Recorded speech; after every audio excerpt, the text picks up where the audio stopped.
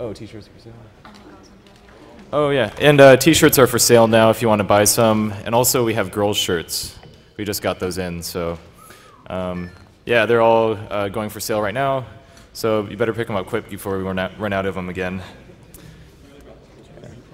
What's that? Oh yes, there's.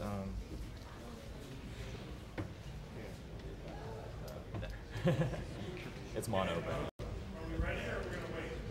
but he's finishing setting up right now, so. Already? I built this novel little. I guess I'll start off. I'm ASM, and I'm going to talk about LawPhone. And I built this cool little presentation system that I dropped on the way over here. Ultimate failure, but maybe during the talk I'll rebuild it. It's kind of cool. You take the inside of a wireless ball mouse, you turn it inside out, and you get a two-dimensional gyroscope. And then you can like hold it in your hand and rotate things around like that. Can't hear you. Sorry, you just hold it in your hand, you can rotate it around, and it'll rotate the box I put on the screen right here. These are going to be my slides. But so the idea was I just rotate it in my hand, and you get. Anyway, right.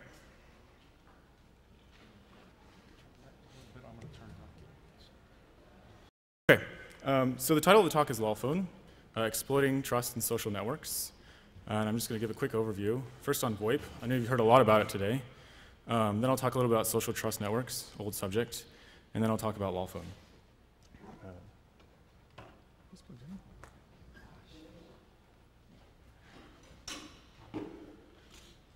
Okay, so VoIP. You take telephones, you can combine them with the internet. Voice over internet. The internet is, as we've learned this weekend, is kind of bad sometimes. And then when you combine bad plus legacy systems, you get really bad. So that's bad. And that's all I'm going to say about VoIP. Social trust networks. So we all know that they're composed of individuals, right? As each individual talks to one another, they rely on some sort of identification. And usually this identification is trusted, hopefully. You can write things that will graph out how these people are connected together. And they tend to look really nice. And apparently, building social networks is profitable, like MySpace or LiveJournal or whatever you want to call them. So these are fun to play with. So now I'll talk about LawPhone. It's really simple, and it's actually really embarrassingly simple. And I'm almost embarrassed to be up here talking about it. It's a pretty old thing. All it does is it spoofs caller ID. Really simple.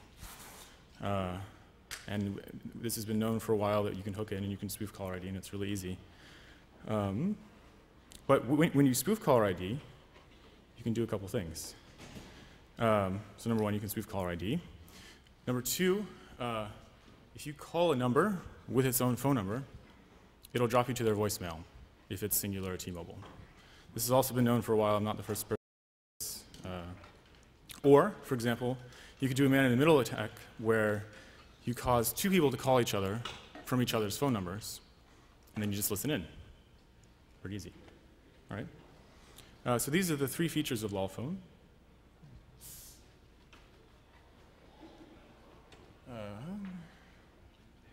Right.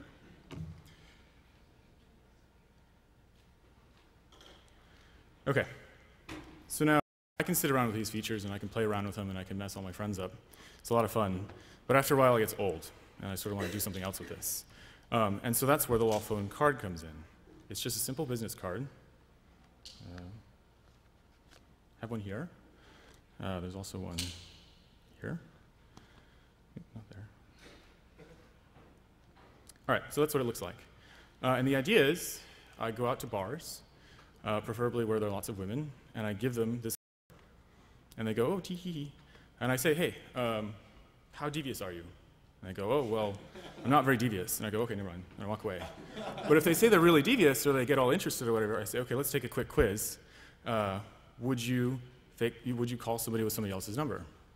If they say no, you move on. If they say yes, let's go a little bit further. Would you check somebody's voicemail anonymously? And they say, oh, well, maybe I'll do that. I don't know. We'll see. And you say, oh, well, would you have two of your friends call each other from each other's phone numbers, and then you listen in without them knowing. And if they say yes to all those questions, I give them the card. And I'll usually give them my email address, and I'll say, hey, if you find something interesting, send it back to me, but enjoy, have fun. And then they run off, and they do whatever they want to do. Where am I? Let's see. Okay. So one interesting thing about this is I have all the logs of all the phone calls, number logs. And so what I can do is I construct, I just track the calls and I construct what people are doing with the system. So for example, there's actually 2 maps here, and I've hash encoded the numbers so you guys can't steal phone numbers. But these are all unique people. And you can see one person is the target of one person who does them all the time. And then another person who does them sometimes, and another person who does them occasionally. But you map these social networks just by people calling each other's voicemail, or playing with their friends, or doing whatever. So I have some more maps here that we can look at. Here's another one. It's kind of intricate. Some of them get really large. I'm still working on the logging to even get it more intricate based on timing and stuff, but they're kind of cool. You can also see different personalities. Oops. So here's a pretty big work. It's kind of cool. And there's some people who are totally self-centered, and they just look like this. And so there are actually a lot of these. But one thing you can track is you can track how people pass on the number sometimes. If it's closely related in time, you can say, oh, well, I get these 2 phone calls because they checked the same phone number and they were in sort of the same period of time. They're probably related to each other. And so I can connect them on my social network. So that's mapping social networks through this weird lol phone thing that somebody came up with. I think that's all the networks I have. Yeah. So now I'm just going to take a little turn for a minute, because after this part of my presentation, I just have a lot of sound to play. And I figured that while I have sound playing, maybe something should be listening to it. And so why not have a gigantic cortical simulation listening to it that you guys can look at and then fly around in? Why not, right? Okay, that's the end of that part. So let's see here. I hope this works.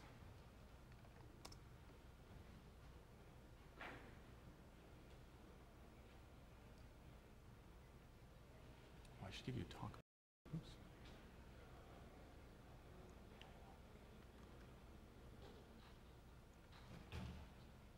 All right, let's go over. Oh, that's not the end.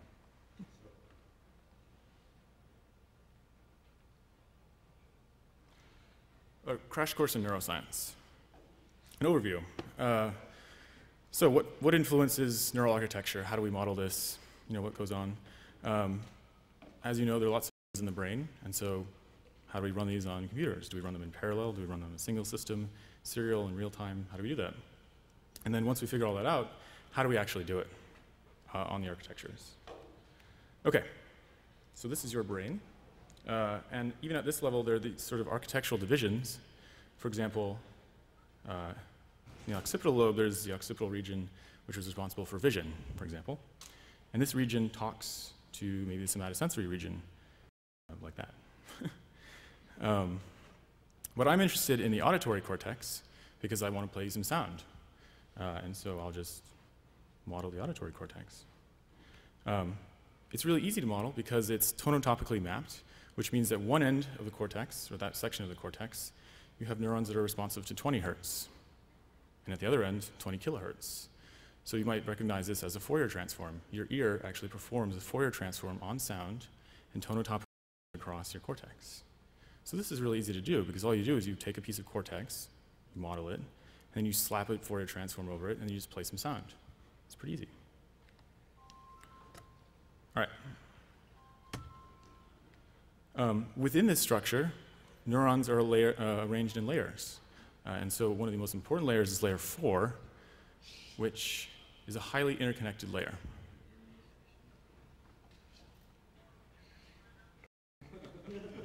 Using your phone in this talk is a really bad idea. Anyway, so layer 4 is a special layer. It's highly interconnected. It's sort of like the transport layer of the cortex. So that's a cool one, and we'll go into that later. But even within the layers, well, of course, they're neurons. And neurons are divided into dendrites at the top and axons at the bottom. Dendrites are the input, axons are the output. And if you put in a small input to the dendrites, you get a small output out. Pretty simple. And if you put in maybe 2 inputs, you get a bigger input, or an output, sorry. And that's actually a spike, okay? And if you put in a lot of inputs, you get a lot of input out, or output out. So it's kind of, an additive thing. Okay, now how do we model this? Because neurons are incredibly computationally intensive little devices. There are lots of different differential equations that you have to, if you want to do each of these. So typically people will put, maybe a neuron per CPU. And if you want to do, 3 billion neurons, you're out of luck. Or you could put a bunch of neurons on one CPU. That would be ideal, but how do we do this? Okay. So the core of this network is actually a queuing mechanism. Everything is an event, and you just throw events on the queue, okay? So say, for example, then I can take a bunch of neurons and put them all in the same queue, right? To do this, you have to model what the neurons are going to do faster than they would do it in real time. So that means you have to be faster than real time. You actually have to predict the future. So this is time-traveling neural simulation right here. All right, so the way this works is I have a standard model of a neuron, and I know what's going on at t0, and I can say, okay, it takes me this long to calculate the entire model of the neuron. So it takes me, say, 15 nanoseconds or whatever to calculate the next 100 milliseconds of a neuron. Well, I know exactly what will happen, and I'll throw everything on the queue in the future, and then I'll go back to whatever I was doing. So 15 milliseconds later, this neuron will fire and trigger another one, and I can keep doing this, but I can do this for thousands of neurons in real time, which is cool. No one actually does this in real time. They usually spend days running these simulations. So there's a lot of math. And the important thing is that there's a couple constants that you can alter in the equation that drives this entire model, and they'll alter the behavior. So depending on which constants you use, you can get different types of neurons. So it's a really elegant system. And there are no differential equations, so you don't have to solve any differentials. Okay, the architecture is really complicated. I'll skip this. But the point is that you can run multiple architectures on one CPU. I'm actually going to run 4 on my laptop, pipe the sound through it, and display it back over here on that laptop. And so what I do is I take 4 chunks of Cortex, interlink them, so you can run 4 chunks of Cortex on 4 different computers, or 100 different chunks of Cortex on 100 different computers, and then run them on multiple computers. Okay? And the final step in the entire operation and the goal of the whole thing is I wrote this software while I was working at a lab at NYU, and we're actually dealing with real neurons. And the question is, okay, how do we link real neurons to A, other real neurons in Japan, and B, how do we link them to simulated tissue? Well, it's easy. You just create an API, sort of like a neural API, and you can link neurons to simulated tissue or neurons to other neurons, and you base the whole thing on UDP and TCP so you can do it over the internet with latency magic and stuff like that. So we were able to link neurons in NYU to the neurons in Japan, which would be the first intercontinental neural network ever. Okay, now that I've talked about that,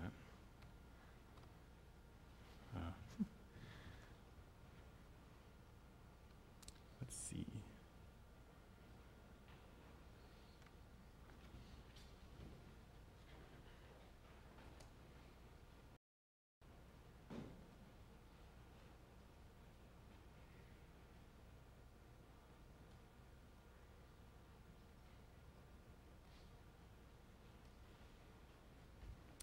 All right, so I have 4 chunks of tissue, and I'm going to randomly generate a map for each one. Takes a while.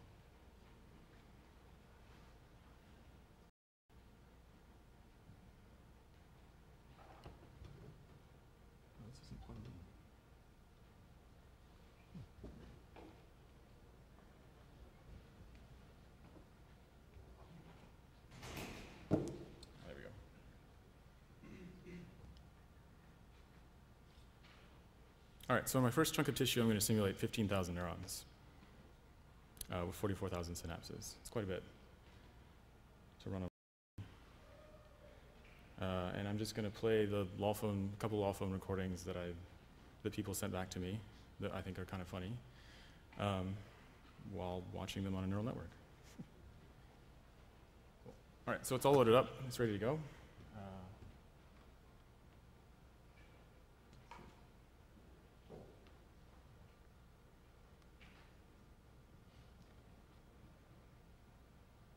Right. What does this look like? Oh, cool. What you see here is kind of like a three-dimensional game engine kind of thing. Each of these crossbars represents one of the maps in three-dimensional space. And so you can sort of fly through these if you want. And I'll play some sound.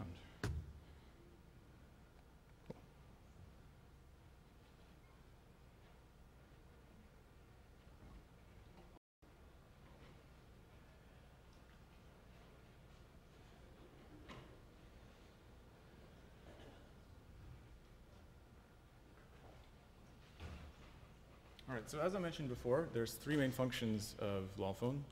There's spoofing, there's voicemail checking, and there's the man-in-the-middle attack. I'll start out with somebody who did a pretty clever spoof. It's kind of silly, but we'll just hear it.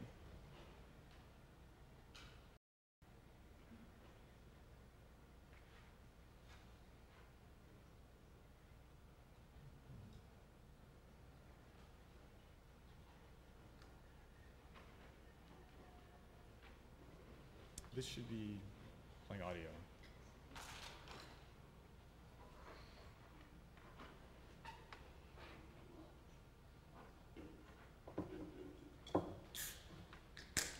Can you turn up the audio on the mini?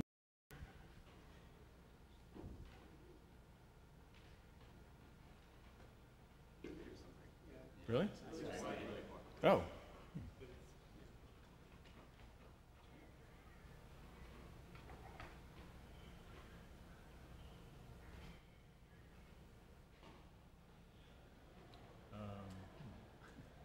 I don't know how much further I can turn it up on here.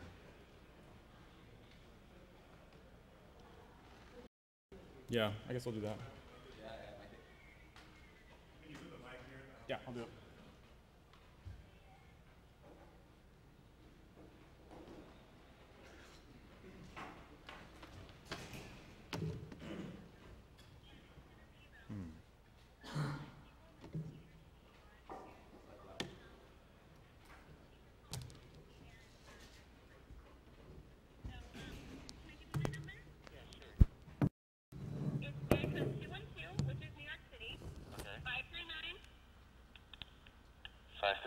Can you guys hear this? Yeah.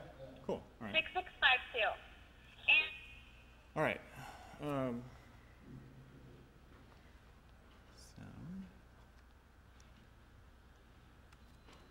Please enjoy the music while your party is reached. I hate these things.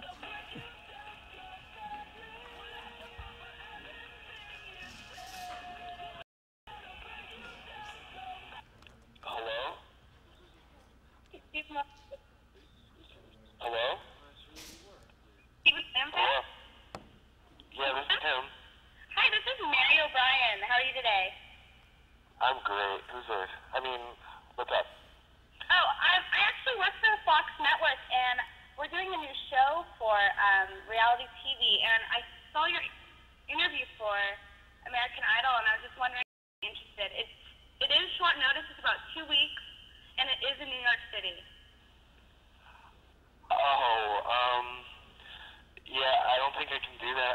I'm actually moving in 2 weeks, and school starts and all that stuff, so I don't think I'd be able to do that. Well, can I give you a little information about it, and I can give you my number to change your mind? Sure. Anyway, so I think that was somebody, I don't really know the backgrounds of these calls, but I think somebody calling an American Idol contestant. One of the ones who won, I guess. Does this attach? Yeah. Sweet. And spoofing some sort of thing that they were going to fly him out and do some random stuff. It sounds like a bunch of girls doing like a practical joke kind of thing. So I get a lot of that kind of random stuff, not very exciting. But more importantly, over here, you could see neural activity while you're listening to stuff. So I should say that the bridge function is hard to get to work because you get two really skeptical people and they pick up and they're like, hello, hello, you know, what's going on? So play a short one that's kind of like that.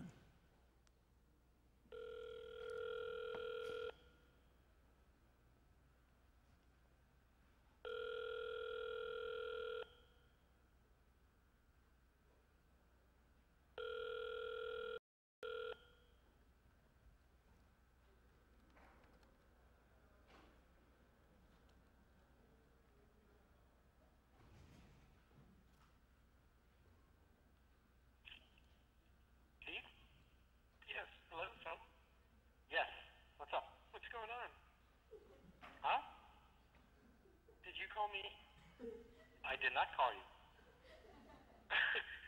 Okay. Hello? Hello? Yes? Yeah, I did not call you. Oh, okay. My phone just started ringing. I picked up it was you. My phone was ringing. I picked up it was you. I didn't call you. Well, that was weird. That was very weird. Okay, well. Yes, well, that's good then, right? That was good. Yeah. Okay, have a good weekend. All right, thanks. Bye.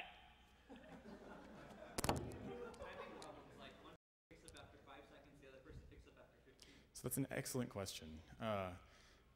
I should tell you that this is all done in Asterisk, open source voice over IP system, and it has this archaic language that you use to code up a dial plan. And there's this little known function in one of the dial calls, oh, this is crashing, that allows you to fork a call when a call is answered. So you send it two places. So what you can do is if the first person picks up, you can fork the call to start calling the second person. So that's the way I do it. That means that you want to put your skeptical person second. So you want to call the silly person first, skeptical person second. And the first person, they'll pick up their phone and it will be ringing. And so most people are like, that's kind of weird, I'll stay on for a while. And then the other dude will pick up. It's kind of bizarre. So I know there's ways to do it synchronously, so you initiate both phone calls. It's a little harder to do. You'd probably want to do it in other languages.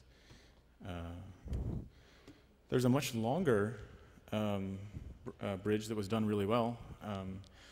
It's two guys. Well, I won't play all of it, but I'll play the highlights. Are these entertaining? Is this cool? Yeah? Okay.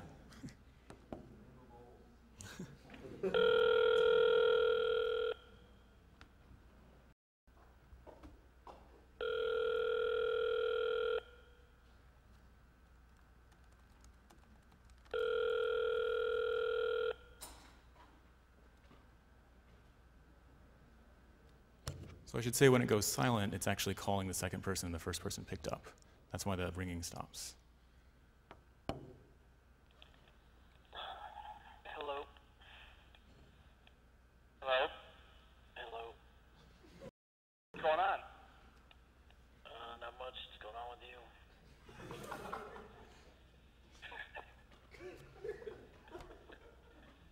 Hello? Oh, boy.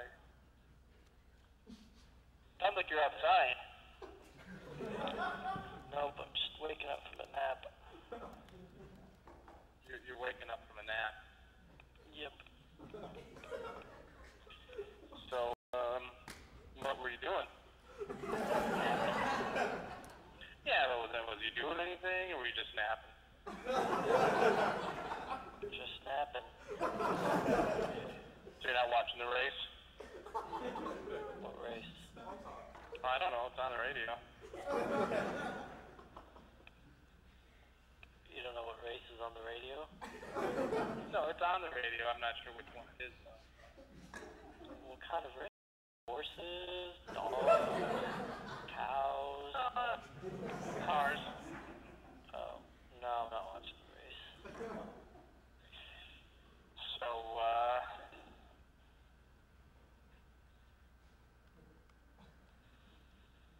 So, I was just talking to your buddy Magnuson.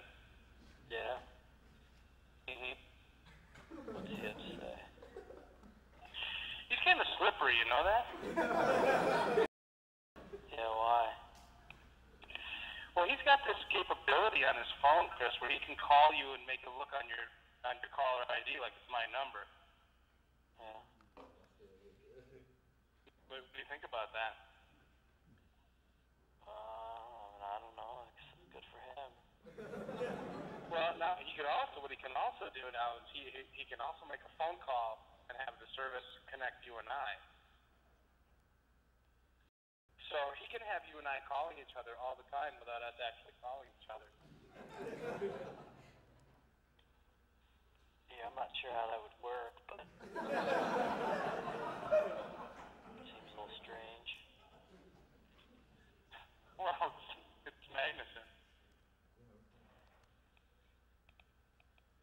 See, you don't sound too good, Chris. How you doing? I'm just waking up. What'd you do today? A bike ride, watched the end of the tour. All right, so this goes on for a while.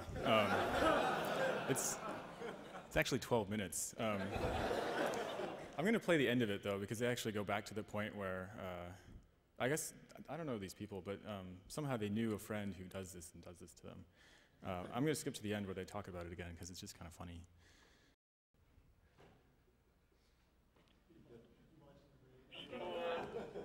Did you get my email? Which one? About the, my coming through as your agent. Sexy pictures about 32 years old. Hey, I gotta hang up, Chris. I'm gonna start. About the, my coming through as your agent. It's in here somewhere. Oh yeah, but No, you called me. Oh, there we go. yeah. See, no, I didn't call. Did you call me? I wonder how that works with the caller ID that way. Can he? Yeah. You and I are sort of. He's gaining more and more control, Chris. Oh boy. All right. It took a while to find. It's right here. Sounds like he's crying. You realize the state that things are in now. I mean, from now on, he can make us call each other whenever he wants. Can he? Yeah. You and I are sort of. He's gaining more and more control, Chris. Oh boy. Who's your buddy? Midnight, your phone will be 2 or 3 in the morning. Your phone will be ringing off the hook from me, and it won't be me calling. You'll answer it, then my phone will ring. I wonder how that works with the caller ID that way. I don't know. So, all right, well, hey, I'm gonna let you go, even though I didn't call. Did you call me? Did you call me? Did I call you? I think I called you. Did you call me just now to start this conversation? No, you called me. Yeah, see. All right. We've lost more freedom and control to Steven. Well, when push comes to shove, you can always kill him. Yes, Steve.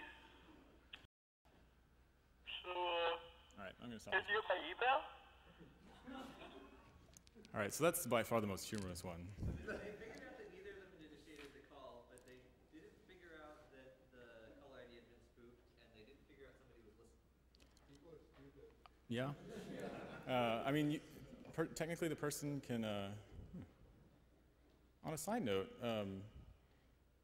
it's dreaming.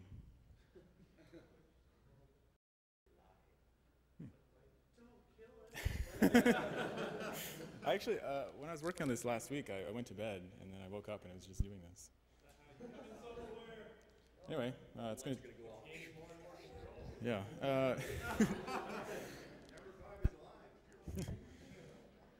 This is actually really hard to do. People don't realize how sensitive your brain is to overactivation and underactivation. You're actually in a very small margin of completely seizing your brain, where exponential growth of activity and it just spreads across. And that happens a lot in these types of things. Anyway, so those are cool bridge man-in-the-middle attacks. People usually figure out pretty quickly that something's weird. But you know, they just don't really care, apparently. I've noticed that it works better with IRC because people are used to saying hi twice on IRC, not on phones. Yeah, so there's the aim man-in-the-middles. Yeah, those work really well, much better than this. But this was kind of cool to get working. So really cool random voicemails that people pick up, from the strange to the silly to the sexy to the strippers. Where to begin? Okay. Might be some personal info in this one. Please don't kill me if there is.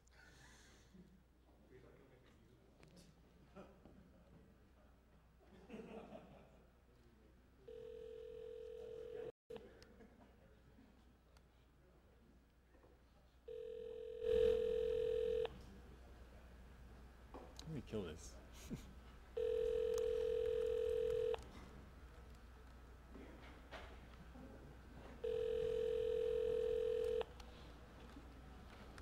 Your mailbox is almost full. You may want to erase any unneeded messages so that you may receive new messages. First, skipped message. Well, if it isn't the birthday girl, hey, it's just me over here. By the way, it's always her birthday. So I understand you had a party last night, too, so you must be, like, partied out. You must be pooped from parties. Anyway, you can give me a ring if you want. I'll have my cell phone around for a while for us to get together. So look at your calendar. Message will be saved for 14 days. End of new messages. Main menu. To listen to your messages, press 1. Send a message. First saved message. Hello, Simone. This is Steve Shaw. I'm a client, and I was calling to see if you would be available. You and I have seen each other twice. It's very nice, and I'd like to do something in the future. If you would give me a call, I would appreciate it. My number is 408-340-0901. Next message. Hello, this is Wade from Fresno. Happy belated birthday. I wanted to call you over the weekend, but my worker down here got a DUI. I had to cover his ass, so that sucked. And anyways, I hope you had fun. My number is 559-298-62. Resave. Next message. Hi, Simone. It's Mark. I'm at 510-388-1587. We did that tickle scene a while ago, and I would like to do that again. And I was wondering if maybe you had open on Thursday. I'm going to rewind that because that was really funny. He said the tickle thing. It's hard to catch. Listen for it.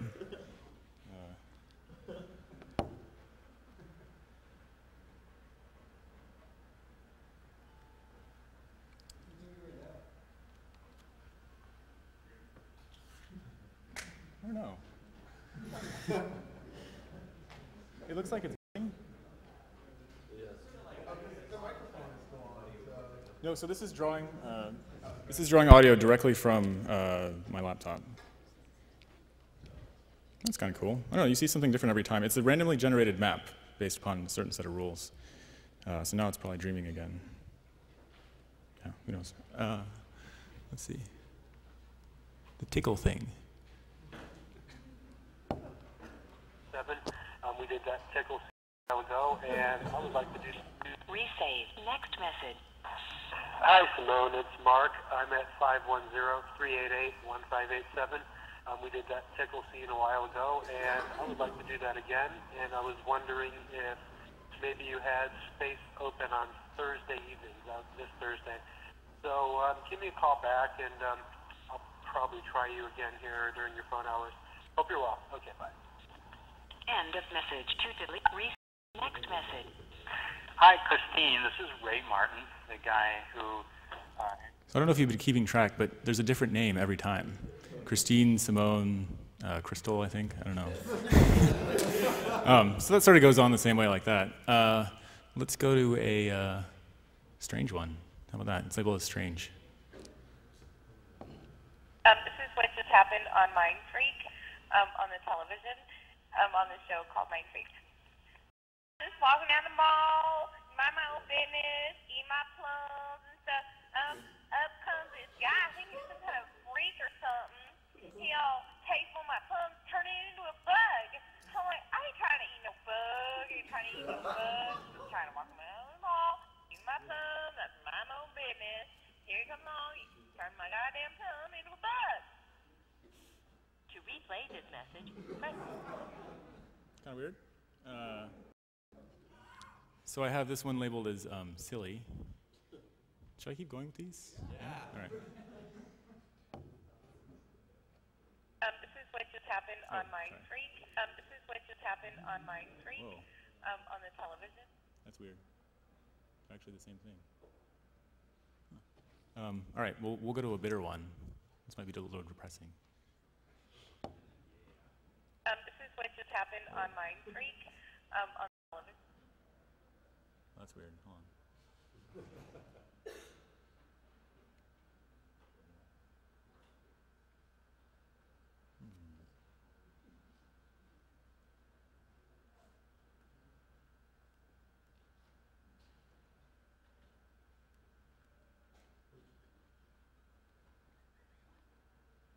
Please enter your password. Fail.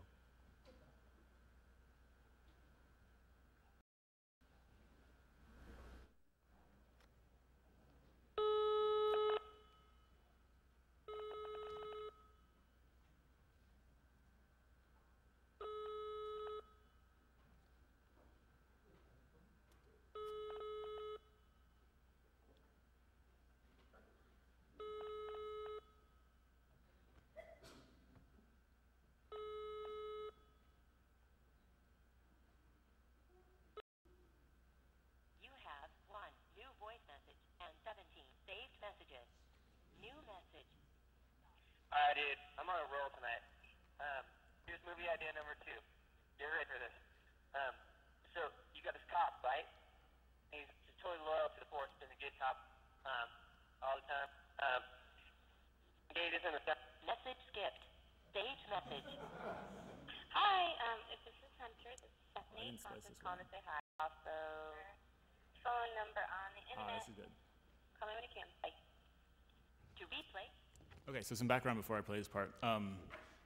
One thing that girls do when you give them this power is they immediately call the most famous person. Is that 10? I can't see that. 15, okay, cool. They call the most famous person in their phone book immediately, right away. And so people send me these recordings where they've called like famous people. It's actually a famous person. I'm not gonna say who it is, but it's kind of funny when you get voicemails like this.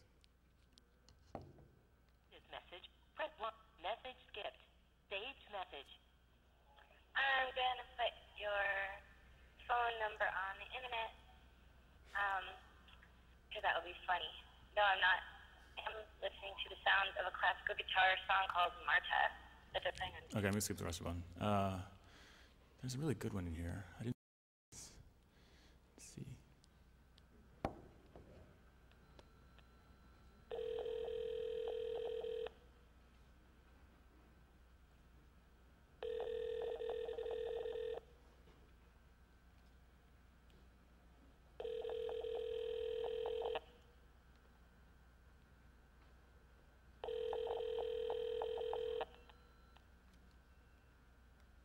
You have 8 saved messages. Saved message. Okay. Why are you not answering your phone? I hope you can hear it. I'm on speakerphone. Boy. Boy, do you have liquor? Do you have rum? Do you have Mountain Dew to mix it with? Boy. Boy. Let me know, because I remember that drinks are hella expensive at Pop Clean. Okay, goodbye. To replay this message, press 1. To forward this message, Toor2129, I want you to slap me with your dick.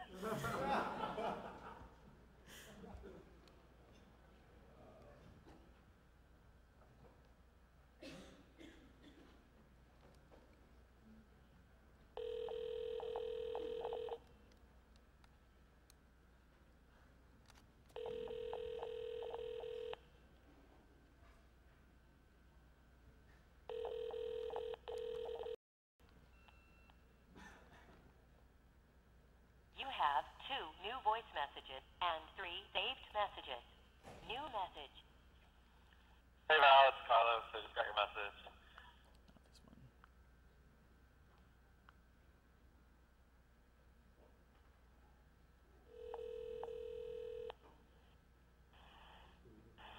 And you fuck asshole. So this is what I was looking for. This is the last one. You have 5 saved messages. Saved message. You're an asshole. And I want you to know that. You're the biggest asshole on the face of the fucking earth. And you fucking suck because you've ruined a lot of people's lives. All right. On that note,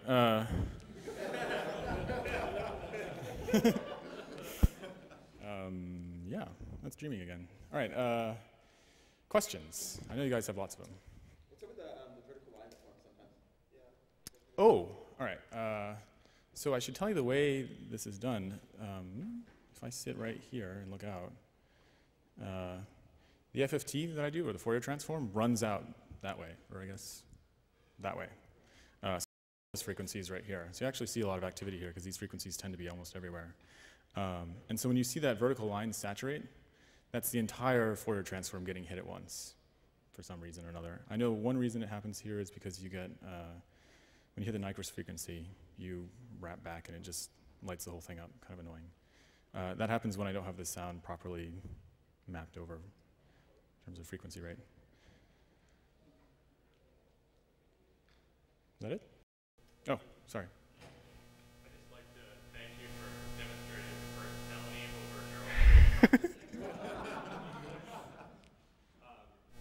I was actually wondering, did you know that this works with Sprint, and that when you jump into the voicemail box, you get it trunked out directly from their switch, and it'll trace back into their switch, and they don't want it to watch very well.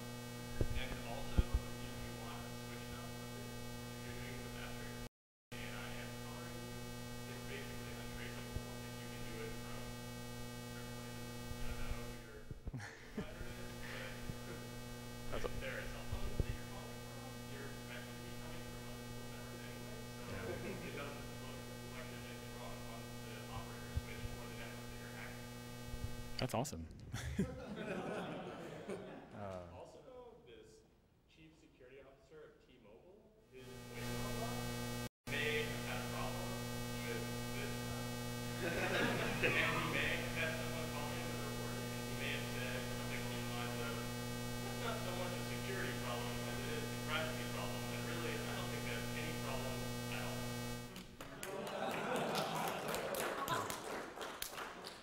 Cool. I forgot actually. How much time do I have? 10? Yeah.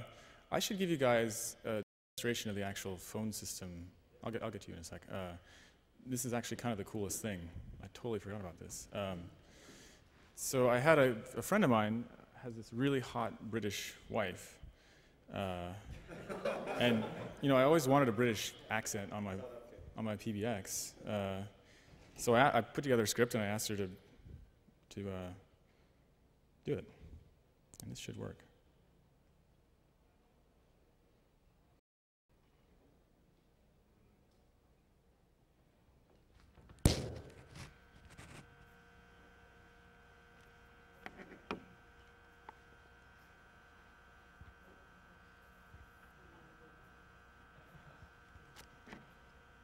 Oh, it's coming out of here. Crap. Sorry, hold on. This is really hard to do.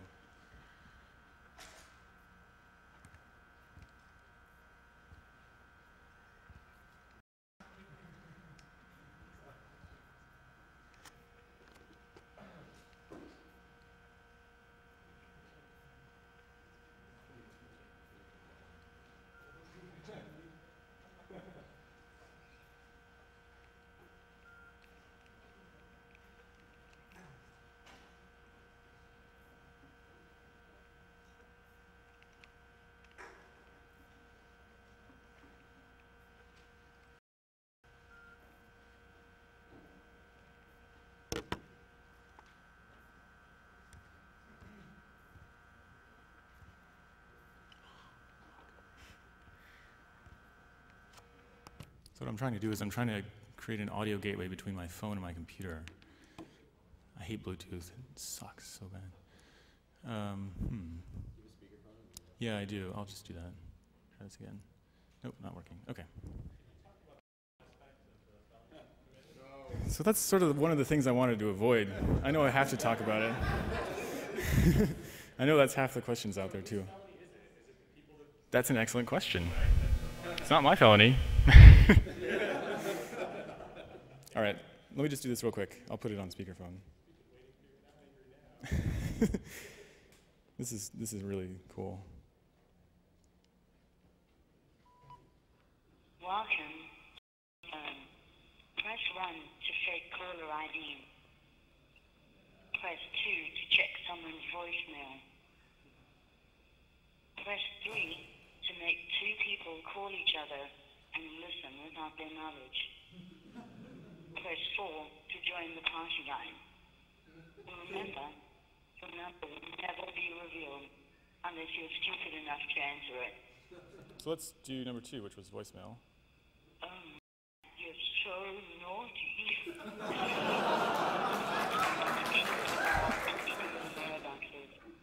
The target star will ring with their number.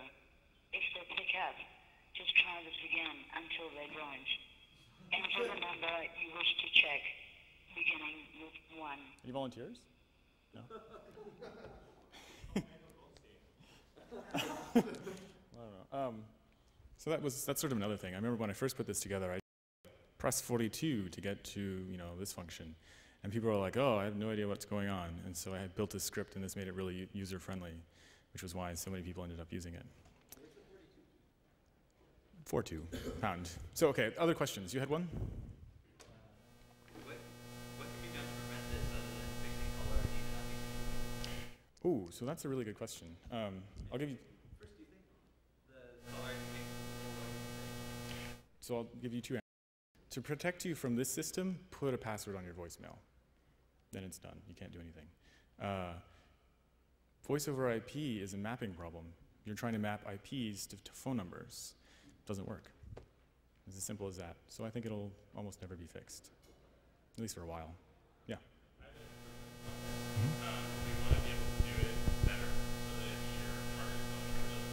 Yeah.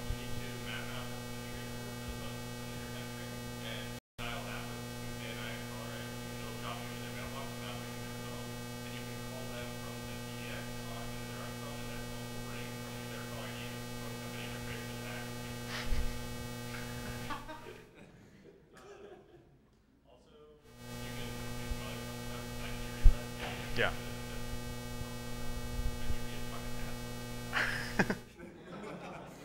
I'm already pretty much of an asshole, so. Any other questions? I know I'm not. Are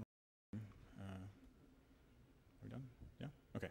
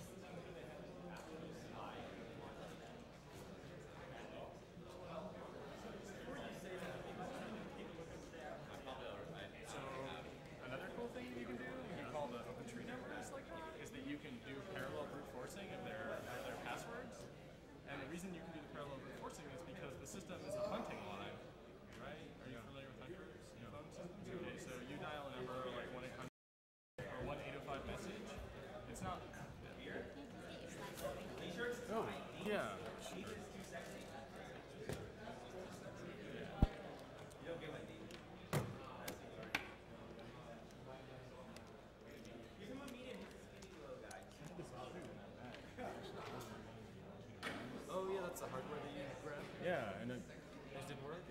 It's made out of Legos, and I broke it on the way over. Whoa! Yeah, Legos. I'll put it back together.